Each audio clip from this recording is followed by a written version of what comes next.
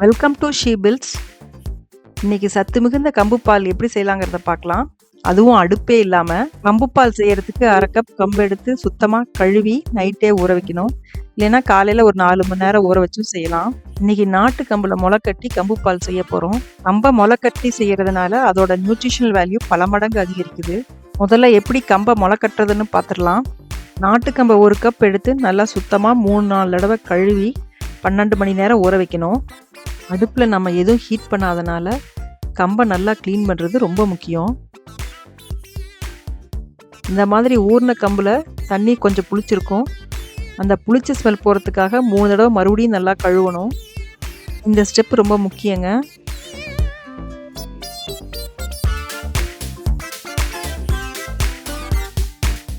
இப்போ ஃபில்ட்ரு மேலே try cotton கிளாத்தை போட்டு தண்ணியை வடிகட்டிடணும். ஒரு 1/2 மணி நேரம் அப்படியே விட்டுருங்க. அப்போ தான் தண்ணி நல்லா வடிஞ்சிரும்.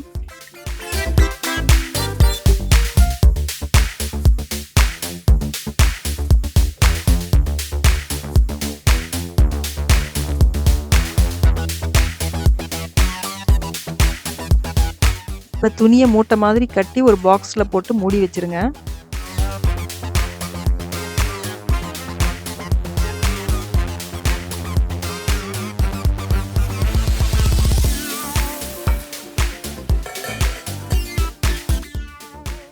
இப்போ 18 மணி நேரம் ஆயிடுச்சு. இப்போ எப்படி இருக்குன்னு திறந்து பார்க்கலாம். ராகி சீக்கிரமாக முளை வந்துடும். ஆனால் கம்பு கொஞ்சம் லேட் ஆகுங்க. இந்த டைமிங்ஸில் கம்பை முளை கட்டினீங்கன்னா ஸ்ப்ரவுட் ரொம்ப அழகாக வந்துடுங்க.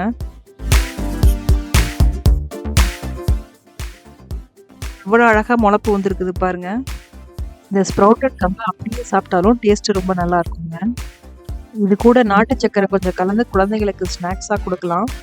முளைக்கட்டின கம்பை ஃப்ரிட்ஜில் 2 நாள் வச்சுருந்து நமக்கு வேணுங்கிறப்ப கம்புப்பால் செஞ்சு குடிக்கலாம். கம்புப்பால் செய்கிறதுக்கு 5 டேபிள் ஸ்பூன் முளைக்கட்டின கம்பு, 2 கீத்து அளவுக்கு தேங்காய், ஊற வச்ச 5 பாதாம் பருப்பு, 2 ஏலக்காய் போட்டு தண்ணி ஊற்றி மிக்சியில் அரைச்சிக்கலாம். அதை ஃபில்ட்ரு பண்ணிவிட்டு மறுபடியும் மிக்சியில் அரைச்சி ஃபில்ட்ரு பண்ணணும்.